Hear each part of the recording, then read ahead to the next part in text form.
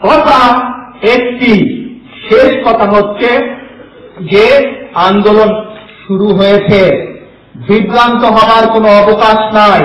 যখন আমার রাজপথের নেতাকর্মীরা খবর পাবেন যে হাসিনা পদত্যাগ করেছে, নির্দলীয় নিরপেক্ষ সরকারের অধীনে নির্বাচন হবে, দেশে একটি নিরপেক্ষ একটি স্বাধীন নির্বাচন হবে, শুধুমাত্র তখনই আন্দোলন বন্ধ হবে। চেষ্টা করবেন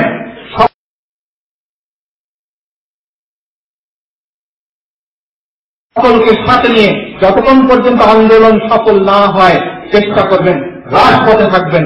রাজপথ ছাড়া যাবে না, রাজপথ ছাড়া যাবে না।